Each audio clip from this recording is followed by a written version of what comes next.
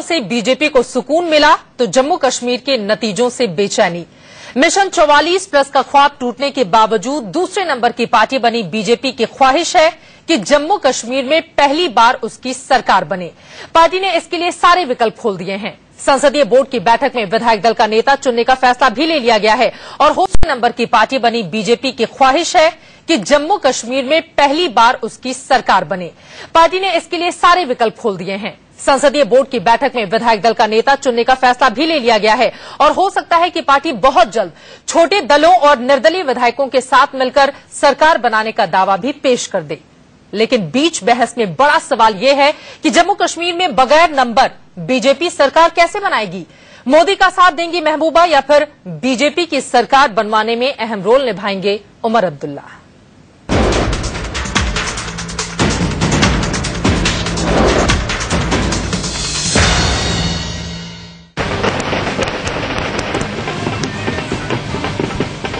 Mission 44+ का ख्वाब चकनाचूर होने के बावजूद जम्मू कश्मीर में बीजेपी के हौसले बुलंद हैं। पहली बार दूसरे नंबर की पार्टी बनी बीजेपी हर हाल में जम्मू कश्मीर में सरकार बनाना चाहती है और पार्टी ने इसके संकेत भी आज संसदीय बोर्ड की बैठक से दे दिए। हमको सबसे ज्यादा हाईएस्ट मार्जिन वोट शेयर हमारे को मिला है। यह बताता है कि जम्मू कश्मीर की जनता भी आदरणीय नरेंद्र मोदी जी के नेतृत्व में डेवलपमेंट और डेवलपमेंट के साथ साथ सबका साथ सबका विकास, सबको साथ लेकर के चलने विकास करने के विषय को वहां भी समर्थन मिला है।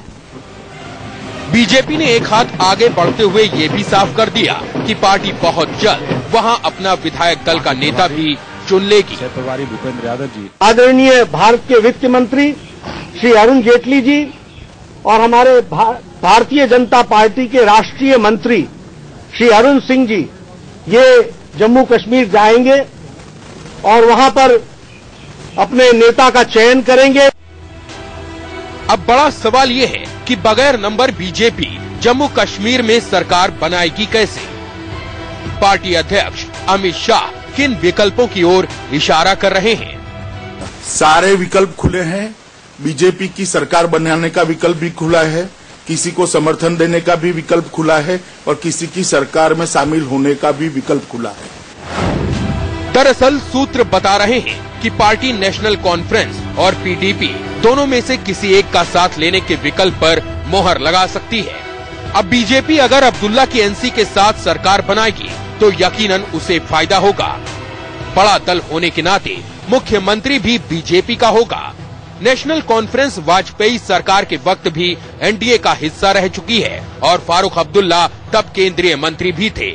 लेकिन क्या उमर अब्दुल्ला मोदी के साथ जाना पसंद करेंगे। उमर अब्दुल्ला ने कल दूसरी ही चाल चल दी। एनसीपीडीपी को नया फॉर्मूला सुझाने में जुट गई और कांग्रेस तो खैर पीडीपी को खुला समर्थन देने का ऐलान ही कर रही है। पार्टियां इस वक्त मौजूद हैं, वो क्या मौक़िफ़ इख्तियार करती हैं उन सवालात के बारे में जो यहाँ लोगों के सामने अहमियत रखती हैं। जैसे 370 की कायम दायम रखना और इसकी अपनी शक्ल में बहाल करना, इसकी ऑटोनॉमी।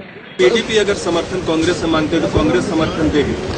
कांग्रेस तो ओपन है समर्थन के लिए। देखो, कांग्रेस हमेशा किसी भी सेकुलर पार्टी के साथ सरकार बनाएगी बीजेपी को छोड़कर। ऐसे में बीजेपी पीडीपी के साथ मिलकर सरकार बना सकती है, लेकिन यहाँ भी मुश्किल ये है कि पीडीपी के साथ जाने से पार्टी को फायदा कम होगा। सबसे बड़ी बात, मुख्यमंत्री पद से हाथ धोना पड़ेगा। ऊपर से पीडीपी कॉमन मिनिमम प्रोग्राम की शर्त कल ही रख चुकी है। See, we had a common minimum program in 2002 and it worked very good for us and it worked very good for the country also. लोगों के बारे में जो हमारे जो एजेंडा है, जो हमने मैनिफेस्टो दिया है, हमने ये देखना है कि उस मैनिफेस्टो को हम किस कॉम्बिनेशन के जरिए ज्यादा से ज्यादा उस मैनिफेस्टो को हम प्रैक्टिकल शेप दे सकेंगे। अब बीजेपी के लिए मुसीबत ये है कि कॉमन मिनिमम प्रोग्राम के तहत बीजेपी को मुख्यमंत्री पद के साथ साथ 3 बड़े मुद्दों पर समझौता करना होगा। पहला धारा 370, दूसरा धर्म परिवर्तन का मुद्दा और तीसरा कॉमन सिविल कोड। ऐसे में बड़ा सवाल ये है कि क्या बीजेपी अपने विचार से उलट सिर्फ सरकार में आने के लिए पीडीपी की इन शर्तों से समझौता करेगी? अगर नहीं तो जम्मू कश्मीर में सरकार कैसे बनाएगी बीजेपी? जम्मू से अरविंद चतुर्वेदी के साथ संजय शर्मा, दिल्ली, इंडिया न्यूज।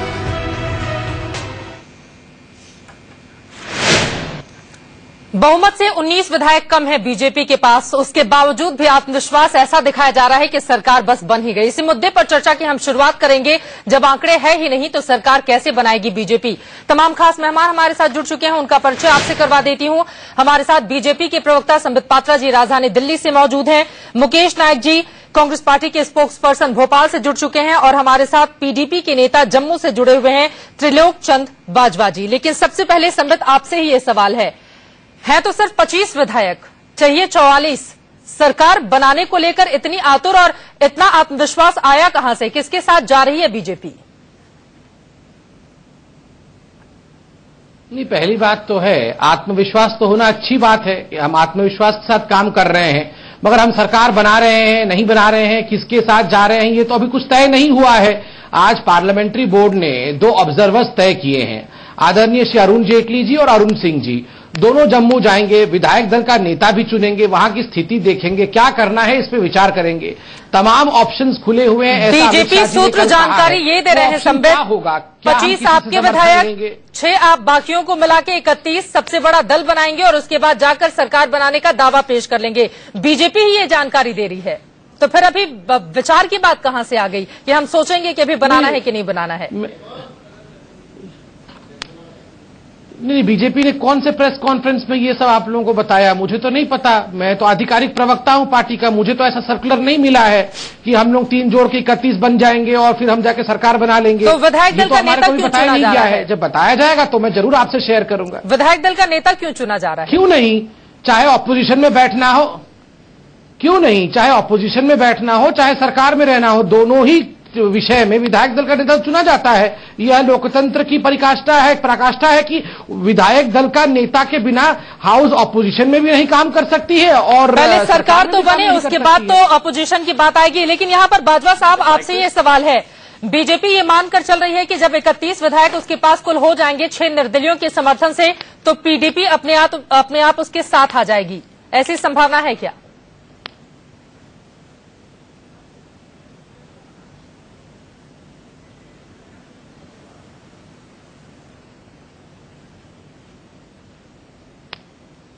बाजवा साहब सुन पा रहे हैं क्या आप मुझे? चलिए, उन तक हमारी आवाज नहीं पहुंच पा रही है। लेकिन मुकेश नायक जी आपसे ये सवाल है, बीजेपी को रोकने के लिए कांग्रेस पार्टी किसी के भी साथ जा सकती है और उसी स्थिति में इस वक्त कांग्रेस नजर आ रही है, यानी कि कैसे भी सत्ता मिलनी चाहिए और उसमें हक होना चाहिए कांग्रेस का।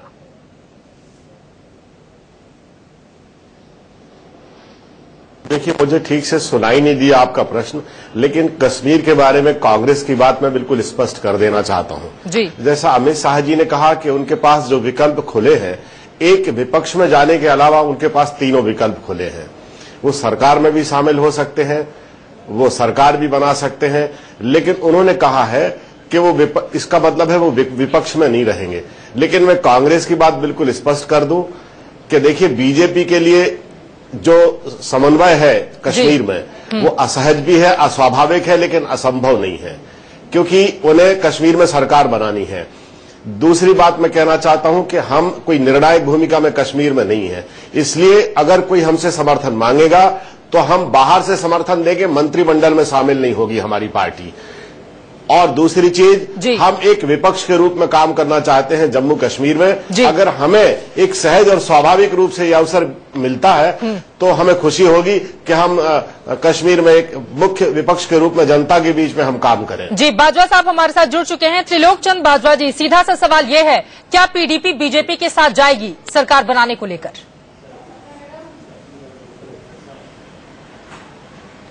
देखिए, इसमें अभी ऐसा नहीं हुआ। अभी हमारी जो पार्टी की जो पॉलिटिकल अफेयर कमेटी है उसकी मीटिंग होगी और उसके बाद जो भी डिसाइड करेंगे वो पार्टी बैठकर डिसाइड करेगी।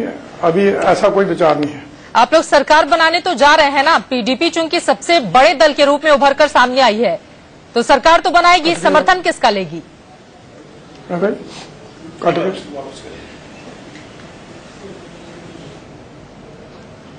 कोई दिक्कत आ रही है? हमारे साथ जुनैज मट्टू जी जुड़ चुके हैं, जो कि नेशनल कॉन्फ्रेंस के स्पोक्स पर्सन है श्रीनगर से सीधे। जुनैद मट्टू जी, सीधा सा सवाल आपसे मेरा ये है, एनसी इतनी बेचैन क्यों हो रही है सरकार बनाने को लेकर, और अपनी पार्टी लाइन से बिल्कुल अलग जाकर उमर अब्दुल्ला ये बयान देते हैं कि वो पीडीपी के साथ जा सकते हैं? ये बात समझ में नहीं आई। आपने 6 साल राज किया, उसके बावजूद भी अभी बेचैनी है सरकार बनाने को लेकर। पूरे कश्मीर, जम्मू कश्मीर के लोगों को लग रहा है कि अभी अगर कामनेस और सोबरनेस कोई पार्टी दिखा रही है, कोई किसी पार्टी में चैन है, वो एनसी है। अब आप की एक आइसोलेटेड ओपिनियन है, आपको उसका पूरा कंप्लीट ऑपोजिट दिख रहा है। मैं आप पे जबरदस्ती एक ओपिनियन या एक फैक्चुअल रियलिटी फॉइस नहीं कर सकता हूं। हमने कहा है कि हमारे 17 एमएलए हैं, सिंगल लार्जेस्ट पार्टी पीडीपी है, गवर्नमेंट फॉर्म करने का ओनर्स उनकी रिस्पॉन्सिबिलिटी है। पीडीपी ने एक इलेक्शन लड़ा था, एक रीजनल पॉलिटिकल एजेंडा है जनाब, हमारा रीजनल पॉलिटिकल एजेंडा को संभालना है। नेशनल पॉलिटिकल एजेंडा जिन पार्टीज, नेशनल पार्टीज का है, उनको दूर रखना है। अब अगर इनका रीजनल पॉलिटिकल एजेंडा है, हमारे कुछ मामूली 17 से एमएलए, 28 नहीं है, 25 नहीं है, 2 एमएलए उमर साहब ने कहा है, ऑफर किया है, 15 और 2 हमारे साथ इंडिपेंडेंट है, जिनके खिलाफ हमने कैंडिडेट्स नहीं किए। We supported 2 independent MLA.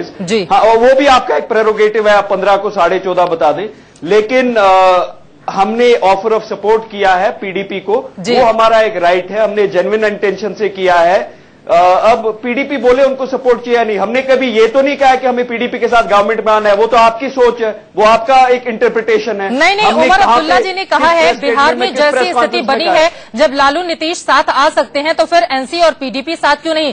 Trilok चंद बाजवा जी, फिर तो कोई दिक्कत ही नहीं होनी चाहिए। क्या प्रॉब्लम उसमें क्या प्रॉब्लम है? जी, बीजेपी के साथ तो आपको मुश्किल हो सकती है, लेकिन प्रॉब्लम कौन सी है? जी, नेशनल कॉन्फ्रेंस को बाजवा जी अगर आप साथ लेंगे तो फिर वो तो छोटी पार्टी के रूप में सामने रहेगी, क्योंकि आप सीधे डबल हैं, तो आपको तो दिक्कत ही नहीं होनी चाहिए।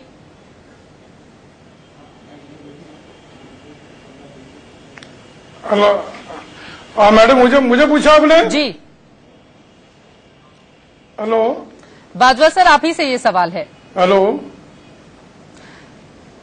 बार बार कोई दिक्कत आ रही है, मैं चाहूंगी पूछिए मैडम। जी, अगर आप तक मेरी आवाज पहुंच रही हो, नेशनल कॉन्फ्रेंस ने चूंकि अपनी स्थिति साफ कर दी है, उसने कहा है कि हम पीडीपी के साथ मिलकर उसको सपोर्ट देंगे और वो अपनी सरकार बनाए, फिर तो आपको दिक्कत ही नहीं आनी चाहिए, फिर इंतजार किस बात का किया जा रहा है?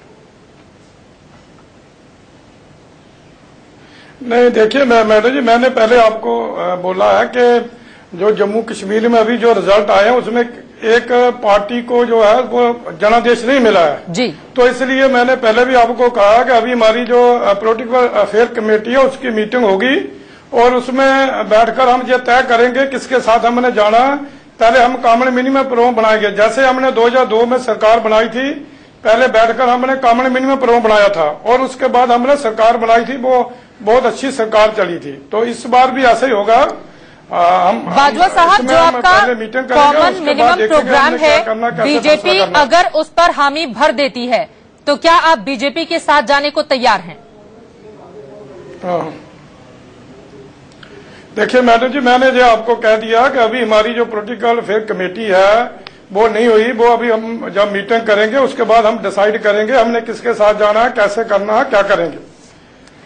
अभी हमारी विधायक दल की मीटिंग होगी, उसके बाद हम जो फैसला करना बाद में फैसला करेंगे। चलिए, विधायक दल की बैठक के बाद ही आप लोग फैसला करेंगे, लेकिन सच्चाई यही है कि फैसला हो चुका होगा, सिर्फ संभावनाएं तलाशने के लिए इंतजार किया जा रहा होगा कि दूसरी पार्टी अपने कदम आगे बढ़ाए। लेकिन संबित, आपसे मेरा ये सवाल है, दरअसल इशारा पीडीपी की ओर से अपने कॉमन मिनिमम प्रोग्राम की ओर से कर दिया गया है बीजेपी को, और उसमें प्रमुख मुद्दा धारा 370 सिविल कोड और कन्वर्जन का है। बीजेपी अगर इस पर सहमत हो जाती है तो पीडीपी को कोई दिक्कत नहीं है, बीजेपी तैयार है क्या?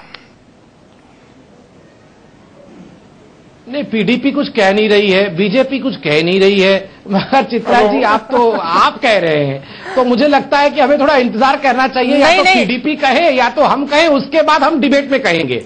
संबित, कहीं तो कुछ होगा ना। देखिए, अगर आग इतनी ज्यादा लगी हुई है तो धुआं तो कहीं होगा ही, ठीक है, तो आप उससे इनकार तो कर नहीं सकते ना। और बाकायदा महबूबा मुफ्ती तो कॉमन मिनिमम प्रोग्राम की बात कर रही हैं जी, यानी कि वो सरकार बनाने के लिए बेचैन हैं और वो इशारा बीजेपी को कर रही हैं। चलिए मैं परेशानी समझ रहा हूं। आप देखिए, डिबेट भी करना है, वो सरकार एक काल्पनिक सरकार बनाना भी है, कभी 2 घड़ी में पीडीपी के साथ 2 घड़ी में एनसी के साथ मिला के सरकार बना देना है, ये सब होता रहता है। मगर पॉलिटिकल पार्टीज का ये दायित्व है कि सोच समझकर जम्मू कश्मीर की जनता के लिए जो भला हो सके, जिस प्रकार से जम्मू कश्मीर को गवर्नेंस मिल सके, उस पर एक बहुत परिपक्वता के साथ चिंतन करे तमाम पॉलिटिकल पार्टी। सिर्फ बीजेपी करे या पीडीपी करे ये नहीं, एनसी भी करे, कांग्रेस भी करे, भारतीय जनता पार्टी भी करे, पीडीपी भी करे, क्योंकि जम्मू कश्मीर की एक स्थिति अलग सी है। वहां गवर्नेंस अच्छा दिया जाए ताकि किसी प्रकार की जो बाहरी पी करे या पीडीपी करे ये नहीं, एनसी भी करे, कांग्रेस भी करे, भारतीय जनता पार्टी भी करे, पीडीपी भी करे, क्योंकि जम्मू कश्मीर की एक स्थिति अलग सी है। वहां गवर्नेंस अच्छा दिया जाए ताकि किसी प्रकार की जो बाहरी ताकतें हैं वो उनका बोलबाला घटे। इसलिए बड़े रेस्पॉन्सिबिलिटी के साथ सभी पॉलिटिकल पार्टीज को साथ आके इसको सॉल्व करना पड़ेगा। संबित, लेकिन सवाल बड़ा ये है, धीरज की अगर आपके पास सिर्फ 25 विधायक हैं तो आप कहिए कि हम विपक्ष में बैठेंगे, वहां की जनता ने घाटी में तो आपको बिल्कुल भी वोट नहीं मिले हैं, तो आप लोग कंफ्यूजन वाले स्थिति में वहां के लोगों को क्यों रखना चाहते हैं? कम से कम जम्मू कश्मीर की जनता जो इस वक्त डॉक्टर संबित पात्रा को सुन रही है वो जाने तो कि बीजेपी की सोच क्या है। नहीं, कोई कंफ्यूजन की स्थिति नहीं है। देखिए, कल से बड़ा मुझे आश्चर्य लग रहा है। हम तो खुशी मना रहे हैं कि ऐतिहासिक जीत मिली है, मगर जब डिबेट में जाते हैं तो कई हमारे साथी हमें ऐसे पूछते हैं मानो कौन सा घना पाप हमने कर दिया है कि हम सेकंड लार्जेस्ट पार्टी हो गए। आप देखिए, 28 की सीट लेके वो फर्स्ट पार्टी है, 25 पे हम सेकंड है। कितना फर्क है? 2-3 सीटों का फर्क है। दोनों ने अच्छा किया है, दोनों सरकार बनाने के रास्ते पे चल सकते हैं। कौन किसके साथ जाता है ये अलग विषय है। कांग्रेस को देखिए, कांग्रेस कल से कह रही है कि हम समर्थन देने को तैयार है। कांग्रेस गोद के खोज में निकल पड़ी है। कल गुलाम नबी आजाद कह रहे थे कि पीडीपी को हमारे से समर्थन लेना चाहिए। इसको कहते हैं in search of political surrogate mother. अरे तो अमित शाह भी तो बोल रहे हैं ना कि हमारे पास सारे विकल्प खुले हुए हैं। करती रही है जी, अपने बीजेपी अध्यक्ष की भी तो बात करें, उन्होंने तो सारे विकल्पों की ही बात कह दी है कि हमारे पास, मतलब हमारे दोनों हाथ में लड्डू है। तो आप कम से कम स्पष्ट कीजिए कौन से खाने जा रहे हैं आप। चित्रा जी आप बताइए, चित्रा जी आप बताइए, जिनको 7 सीट आई है वो भी लड्डू लेके घूम रहे हैं, और जिनको 25 सीट आई है वो लड्डू नहीं खाएंगे क्या? जिनको कुछ नहीं मिला है वो भी सब सोच रहे हैं कि सरकार में कैसे आ जाया जाए, किसकी गोद में जाके बैठ जाया जाए। जिनको 25 और 28 सीटें आई हैं वो चिंता नहीं करेंगे सरकार करने की, तो कौन चिंता करेगा? तो क्या कांग्रेस के ऊपर छोड़ दिया जाए? अरे लेकिन दिक्कत दरअसल ये है ना कि हवा में लड्डू तो खाएंगे नहीं, उसके लिए आपको 44 का आंकड़ा चाहिए, तो किसी के साथ तो जाएंगे ही, और वो पत्ते खोलने को बीजेपी तैयार नहीं है। लेकिन यहाँ पर जुनैद मट्टू जी, एक सीधा सा सवाल आपसे भी मेरा, अगर नेशनल कॉन्फ्रेंस बीजेपी के साथ आ जाती है तो बीजेपी के लिए भी बेहतर स्थिति होगी, और वहां पर आपकी जो सबसे ज्यादा जो लड़ाई थी वो तो पीडीपी के साथ थी, तो फिर पीडीपी के साथ जाने की बात कहकर बीजेपी को दरकिनार कर देना, ये बात समझ में नहीं आई। देखिए, डॉक्टर संबित पात्रा ने जो चीजें की, मुझे बहुत संमति आपसे, ये इमेजिनेटिव, ये एक कल्पना बनाई जा रही है। आपने तो 5-6 गवर्नमेंट्स बना दी, आप तो पीडीपी की बात भी उनके बिहाफ पे कर रहे हैं, बीजेपी की भी कर रहे हैं, हमारी भी बिहाफ पे आप ही बोल रहे हैं, तो हम क्या बोले?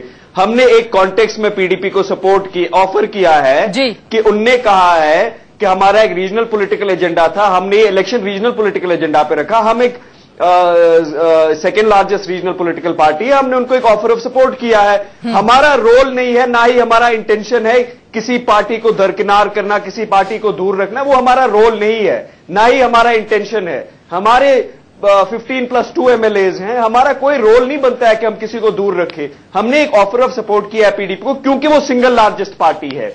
सिंगल लार्जेस्ट पार्टी की रिस्पॉन्सिबिलिटी होती है गवर्नमेंट फॉर्मेशन को कॉबल अप करने की, वो रिस्पॉन्सिबिलिटी नेशनल कॉन्फ्रेंस की नहीं है। एक हद तक वो रिस्पॉन्सिबिलिटी पीडीपी की है, एक हद तक, जैसे डॉक्टर पात्रा ने कहा है, एक हद तक वो रिस्पॉन्सिबिलिटी बीजेपी की है। अब बीजेपी और पीडीपी क्या डिसाइड करते हैं, इनकी स्ट्रैटेजी क्या रहती है, हमने इन बहुत एक हम्बल फैशन में पीडीपी को अपना ऑफर ऑफ सपोर्ट किया है, और उन तक अब ये उनका एक डिसीजन है कि वो उसको एक्सेप्ट करे या रिफ्यूज करे। आप भी अपनी पूरी संभावनाओं को खोलकर रखे हुए हैं, लेकिन दरअसल एक पत्रकार होने के नाते हमारी कोशिश यही है जितने भी विकल्प हैं जरा उनको आपस में जोड़कर देख लिया जाए, क्योंकि बीजेपी की ओर से भी हर संभावनाओं की बात कही जा रही है, पीडीपी भी संभावनाओं को तलाश रही है, और जुनैद जी आपने भी कहा कि हमारे पास भी तमाम विकल्प खुले हुए हैं। इसी वजह से हमारे ये सवाल है और हम विकल्प दिखा भी रहे हैं। जी नहीं, आप मुझे एक पॉइंट बनाने दीजिए। पीडीपी ने तो आपको ऑफर किया नहीं था, नेशनल कॉन्फ्रेंस तो बेचैन है पीडीपी को ऑफर देने के लिए। हम बेचैन नहीं है, हमने कभी नहीं कहा कि हमें पीडीपी के साथ गवर्नमेंट में आना है, हमने गवर्नमेंट फॉर्मेशन का सपोर्ट नहीं किया है। अरे आप साथ देंगे तभी तो वो सरकार बनाएगी। ऑफर किया है जी। आप मेरी जिनके साथ आप लड़ रहे थे आज उन्हीं को आप समर्थन देने की बात करेंगे, वो भी बिना मांगे, तो सवाल तो पूछा जाएगा।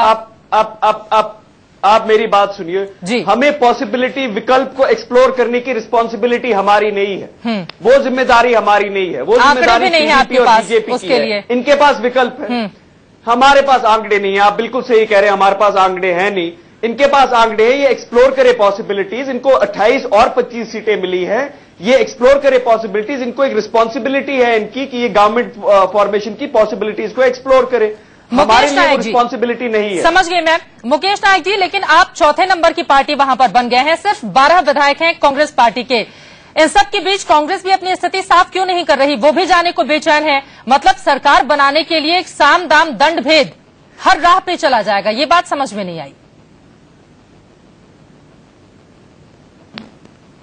देखिए, हमने ये तय कर लिया है, हम बिल्कुल भी न सरकार में जाने के लिए आतुर हैं, न हम सरकार में शामिल होने के लिए आतुर हैं। हमारा बिल्कुल स्पष्ट मंतव्य है कि पिछले 25 सालों से कश्मीर में लोकतंत्र की बहाली, अलगाववादियों की शक्ति को कम करने का जो हमने प्रयास किया है और कश्मीर के लोगों को राजनीतिक और सामाजिक इच्छा के लिए बिल्कुल स्वावलंबी बनाया है। हमारा मुख्य उद्देश्य यह है। और अगर कोई सरकार बनाना चाहे, हमसे सपोर्ट लेना चाहे, तो हमसे बात करे सम्मानजनक ढंग से, हम विचार करेंगे, लेकिन हम सरकार में शामिल नहीं होंगे, ये बिल्कुल तय है। दूसरी बात मैं कहना चाहता हूं कि समित महापात्रा जी यहां बैठे हैं, उनसे मेरा निवेदन है कि 1 साल से दिल्ली में कोई सरकार नहीं है, केंद्र शासित प्रमुख राज्य है राजधानी का दिल्ली। ऐसी दुर्गत लोकतंत्र की कभी नहीं हुई किसी भी राज्य में। क्या कश्मीर की ऐसी दुर्गत आप मत करना। चलिए, दिल्ली पर हम बाद में चर्चा करेंगे, लेकिन एक और सवाल पीडीपी से चलते चलते, और सीधा सा सवाल बाजवा जी आपसे। दरअसल पीडीपी को इस बात का भी डर है कि अगर वो बीजेपी के साथ जाती है तो कश्मीर में एक राजनीतिक हत्या वाली स्थिति हो जाएगी, क्योंकि अगर कश्मीर की जनता ने 71% घर से बाहर निकलकर वोटिंग की है तो वो बीजेपी को कश्मीर से अलग रखने के लिए, क्या पीडीपी इसी वजह से बच रही है अभी अपने पत्ते खोलने से? लेकिन मैडम जी ऐसी बात नहीं। मैंने आपको पहले कह दिया है कि जो जम्मू कश्मीर में जो अभी जो चुनाव हुआ उसका जो जनादेश मिला है वो किसी एक पार्टी को जनादेश नहीं मिला। जनता ने ऐसा जनादेश दिया कि जिससे वहां एक गठबंधन की सरकार बनेगी। तो इसके ऊपर मैंने कहा, पहले भी कहा आपने, कि इसके ऊपर हमारी जो पहले मीटिंग होगी और मीटिंग के बाद हम डिसाइड करेंगे कि कैसी परिस्थितियां बनी है और किसके साथ हमने सरकार बनाना है। जो जैसे पहले हमने 2002 में सरकार बनाई थी, कॉमन मिनिमम प्रोग्राम बनाया था और वो अच्छे तरीके से सरकार चली थी। उस बाद सरकार, चलिए, कुल मिलाकर कोई भी पार्टी ऐसी नहीं है जो अपनी स्थिति स्पष्ट करने को यहां पर तैयार है, और उसके पीछे दिक्कत यही है कि दरअसल जब तक राजनीतिक आलाकमान की ओर से इशारा नहीं दिया जाएगा कि कौन किसके साथ जाएगा, तब तक जो प्रवक्ताओं की फौज है वो इस पर ज्यादा कुछ खुलकर नहीं बोलेगी। आप चारों का बहुत शुक्रिया हमारे साथ इस चर्चा में शामिल होने के लिए। इसी के साथ बीच बहस में फिलहाल इतना ही, लेकिन संभावना हम भी टटोलेंगे कि कश्मीर में